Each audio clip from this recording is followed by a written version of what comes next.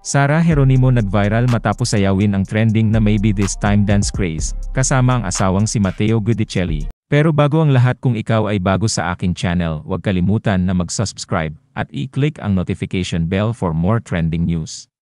Sa wakas, ay nagawa na ni Sarah Geronimo mismo ang trending Maybe This Time dance craze na pinauso ng TikTokerist na si Ralph Ciriel Villaruz. As we all know, ay cover ni Sarah ng nasabing awitin ang ginamit na tugtog ng TikTokerist sa kanyang sayaw na ipinost sa TikTok last July. Nag-viral ito, at napakaraming netizens and celebrities ang gumawa ng nasabing dance challenge. Kamakailan, pinangunahan ni Sarah ang isang concert sa General Santos City, at dito ay kinanta niya ang Maybe This Time. Pagdating sa bridge part ng song, sinayaw ni Sarah mismo ang viral dance challenge. Inulit pa niya ito after the song, pinaplay niya ang bridge, at muli niya itong sinayaw. Mabilis na nag-viral sa social media ang video ng pagsasayaw ni Sarah ng sarili niyang dance trend.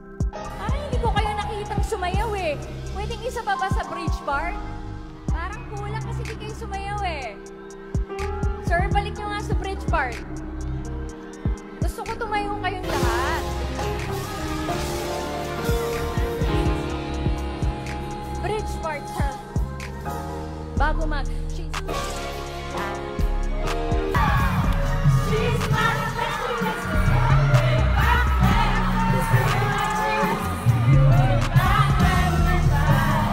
Ilang oras pa lamang ay milyon na agad ang views nito sa fanpage ng Popstar Royalty sa TikTok.